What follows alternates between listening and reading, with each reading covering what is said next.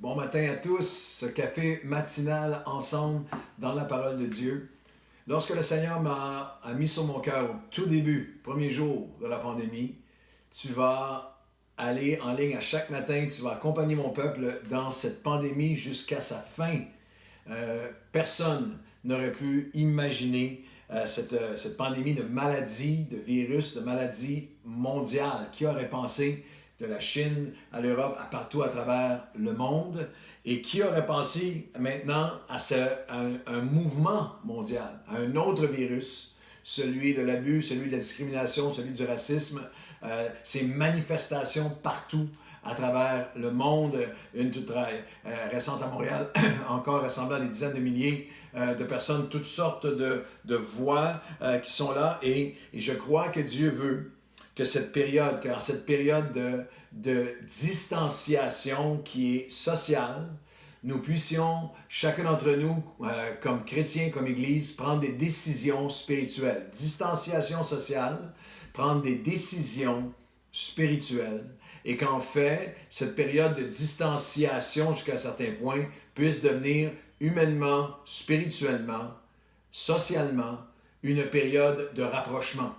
Une période de rapprochement spirituel où on se rapproche de communautés différentes des nôtres, où on se rapproche à l'intérieur même de l'Église et on se parle, on s'écoute, où on se rapproche aussi du cœur de Dieu, de son désir, de sa parole sur la justice. Que Dieu nous appelle, comme j'ai partagé dans le dernier podcast, à devenir participants de sa nature divine, sans trace de discrimination, sans trace de préjugés. Mais au contraire, ce modèle hallucinant de la parabole du bon samaritain, qui est mon prochain?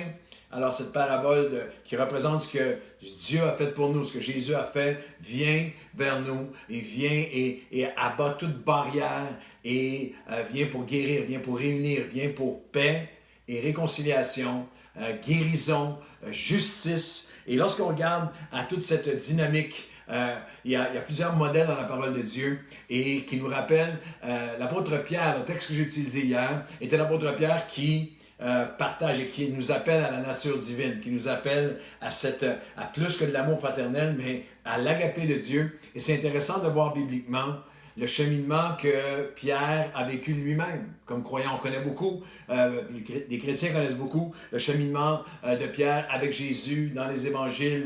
Il a laissé ses filets, il a suivi le Seigneur, il a marché sur les eaux, il a coulé. Non, il a été transformé par Dieu, il a renié, il a été ramené par l'amour et la grâce du Seigneur Jésus.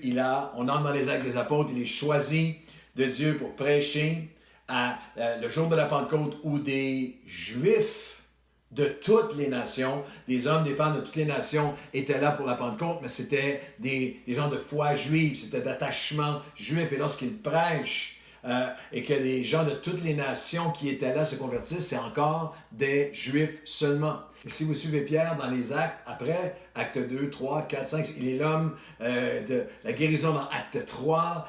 Pierre et Jean montaient au temple ensemble, le boiteux qui est guéri. Vous l'avez, il est l'homme dont l'ombre guérit les malades. Il est omniprésent, il est l'homme de tous les combats, tellement rempli de l'Esprit de Dieu. Mais lorsque vous arrivez à acte 10, encore jusque-là, l'Évangile, les Juifs faisaient preuve, les apôtres, les disciples, faisaient preuve de discrimination, avaient exclu les non-juifs. Pour eux, cet évangile de Jésus-Christ, Seigneur, était pour eux. Le salut était pour eux, la résurrection de Christ était pour eux, la vie nouvelle en Jésus était pour eux seulement. Et dans Acte 10, Pierre va vivre cette expérience où il est en prière et Dieu se sert des circonstances de nos vies. Il a faim physiquement, nous dit Acte 10, 9. Il était là et il avait faim physiquement. On lui préparait son dîner. Il est midi, il est sur le toit de la maison, les maisons des toits, terrasse. Il est là et il prie. Et à midi, alors qu'il avait faim et qu'il priait, Dieu lui donne une vision. Un ciel ouvert avec un objet, là, je suis dans Acte 10, les versets 11 et on continue. Un ciel ouvert, un objet semblable à une grande nappe attachée par les quatre coins qui descendait et descendait vers la terre. Pensez, le cœur, la vision de Dieu, la communication du cœur de Dieu qui descend vers la terre, avec un ciel ouvert. Et là, il se trouvait des animaux, des quadrupèdes reptiles de la terre, les oiseaux du ciel, et la voix de Dieu qui dit « Lève-toi, Pierre, et mange. » Et lui, Seigneur, tu sais très bien. Mais Pierre dit, non, Seigneur, c'est quelque chose lorsque tu dis non à Dieu. Non, Seigneur, je n'ai jamais rien mangé, ni de souillé ou d'impur. Une seconde fois, la voix se fit entendre à lui, ce que Dieu a déclaré pur, ne le regarde pas comme impur. Cela arriva jusqu'à 3 fois, et après l'objet s'est retiré, et pendant que Pierre réfléchissait, ne savait pas en lui-même quoi penser du sens de cette vision qu'il avait eue, et pendant ce temps-là, et alors qu'il est en train d'essayer de comprendre ce qui se passe, il y a des hommes, il y avait un homme, Corneille, un non-juif, mais qui priait et qui cherchait Dieu, lui et sa maison de non-juifs. Vous comprenez que les Juifs les considéraient comme des impurs. Depuis des siècles, c'était un péché de discrimination, c'était une attitude, c'était une pensée intergénérationnelle. Ça faisait des siècles et des siècles. Eux, c'est des impurs. Et c'est pour ça que Pierre, et là, il y a ce parallèle pour lui. Il est en train d'essayer de comprendre ce qui se passe. Et lève-toi, descends et pars avec eux sans hésiter. C'est moi qui les a envoyés. Le Seigneur dit à Pierre, faut que tu y ailles. Tu t'en vas à la maison de Corneille, tu t'en vas où est-ce que tu n'es jamais allé, tu t'en vas vers des non-juifs, tu t'en vas vers ceux qui sont différents, vers ceux qui sont d'une autre culture, d'une autre couleur que toi, et tu t'en vas, et il y a un homme qui est là, Corneille, une personne, un individu avec toute sa famille qui est là, il a un bon témoignage, et lui, il est averti que tu t'en venais. Et vous lirez, Acte 10, c'est un récit fascinant, palpitant, il y a un échange entre eux, mais lorsque Pierre, là, il comprend que lui qui avait ce préjugé, cette discrimination envers les non-juifs, que Dieu est en train de la battre en ce moment, est un des versets les plus puissants de la Bible, l'expression du cœur de Dieu. Dans Acte 10, 34, alors Pierre, ouvrant la bouche, leur dit, « En vérité, je reconnais qu'avec Dieu, Dieu ne fait pas d'acceptation d'un peuple au détriment d'un autre. Il ne fait pas l'acceptation, l'approbation d'un au détriment de l'autre. Avec Dieu, il n'y a pas de favoritisme, il n'y a pas de discrimination, il n'y a pas aucune forme que... Il dit même, tandis qu'en toute nation, celui qui le craint, qui pratique la justice, est agréable. Alors Pierre va faire franchir un pas à ce moment-là. Il va devoir aller rendre des comptes à Jérusalem pour qu'est-ce qu'il a fait, parce que pour eux, c'était tellement déstabilisant.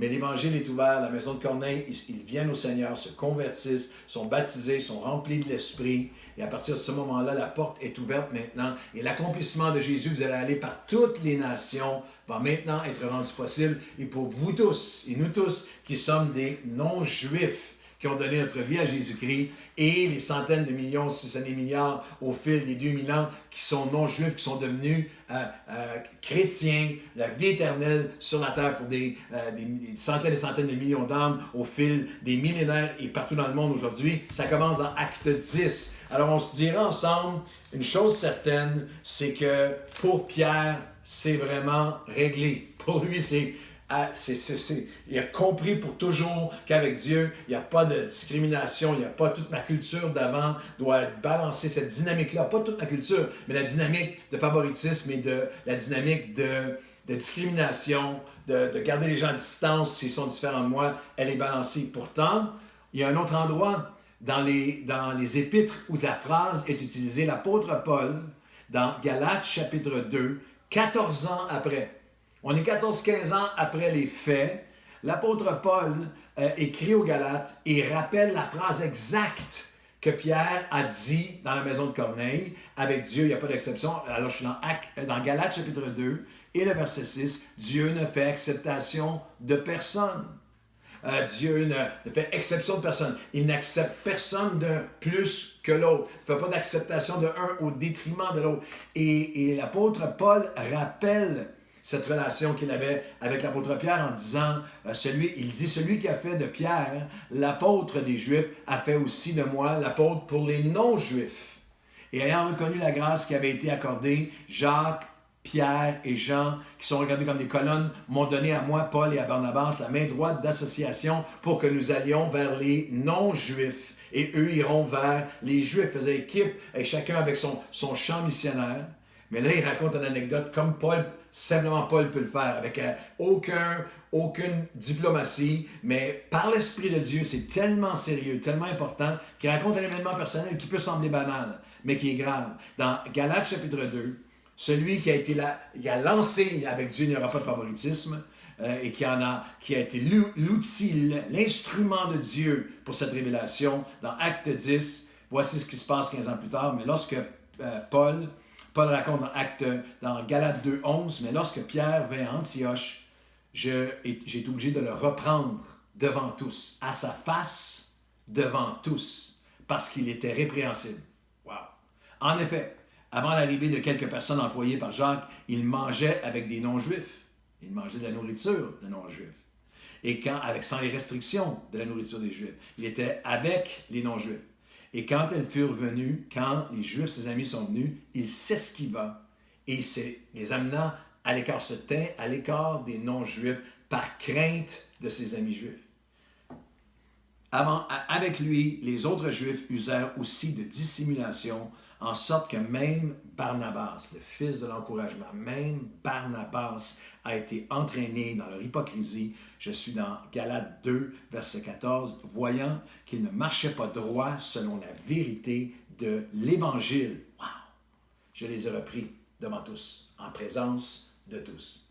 L'apôtre Pierre, qui avait été l'outil de Dieu pour cette immense révélation, se retrouve 15 ans plus tard, il est assis avec des non-juifs, il mange avec eux, et lorsque des juifs chrétiens, croyants, messianiques, arrivent, par peur de sa gang, par peur d'être vus avec eux, parce qu'eux avaient des préjugés qu'ils avaient gardés, parce qu'eux vont faire quelque chose d'hallucinant, Pierre va se sauver. Non, moi je ne suis pas avec eux, et entraîne d'autres avec lui.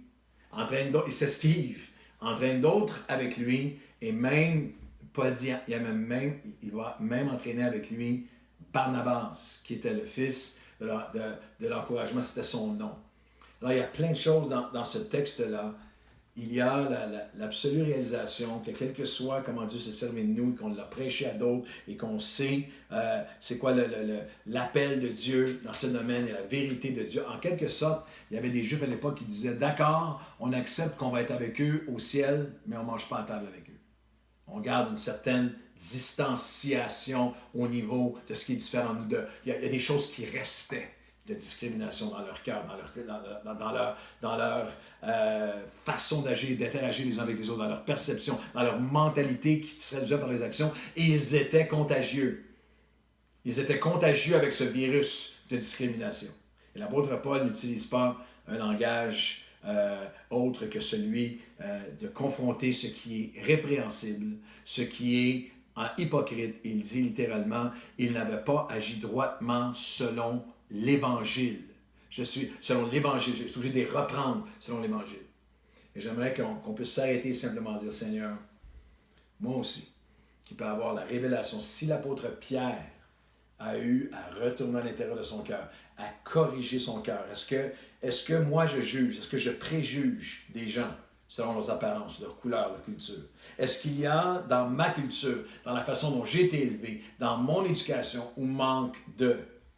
Est-ce qu'il y a des préjugés qui sont demeurés? Est-ce que j'ai des jugements instantanés lorsque je regarde quelqu'un sur des choses extérieures, des choses culturelles, sur la couleur de sa peau, sur comment il est habillé, sur quel âge il a, est-ce que je laisse sa puissance, ses promesses venir faire son œuvre en moi? Est-ce que, Seigneur, j'ai besoin, comme Pierre, d'être repris par toi, par la parole, par ton esprit, parce que moi aussi, dans ce domaine-là, dans ces attitudes-là, dans ces paroles-là, dans ces comportements-là, je ne marche pas droit selon la vérité de l'Évangile. Est-ce que je m'esquive, moi aussi? Est-ce que ma culture a toujours été comme ça? Quand je suis dans une réunion familiale, lorsque je suis avec certains chrétiens qui pensent d'une façon pour ne pas leur déplaire, pour rester dans la gang, pour garder mes acquis, pour garder mes... Est-ce que j'ai manqué de courage? Parce que Pierre, il s'est manqué de courage, n'a pas été constant, n'a pas été conséquent avec la révélation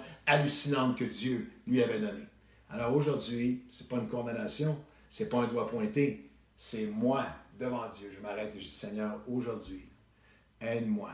Comme Pierre, j'ai connu ta parole, j'ai connu ta grâce, qu'avec Dieu, il n'y a pas d'exception. C'est pour ça que tu m'as, moi, accepté, que tu m'as transformé. Je sais ici, et j'ai peut-être prêché et dit que Dieu est amour, qu'il n'y a aucune distance, qu'il n'y a aucune différence, que Dieu aime tous les êtres humains également, qu'il n'y a en lui aucun préjugé, aucune discrimination.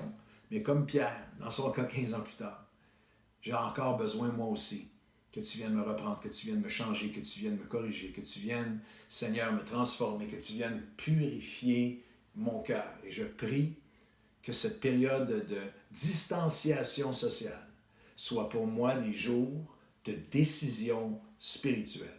Que, Seigneur, de décision d'humilité, de décision de continuer à me transformer, continue à me changer, continue à me corriger et fais de moi un instrument de paix, un instrument d'amour, un instrument d'acceptation, un instrument qui combat toute forme de discrimination ou de préjugés, de favoritisme, dans le nom de Jésus. Amen et Amen. Bonne journée et marchez en étant l'expression du cœur de Dieu.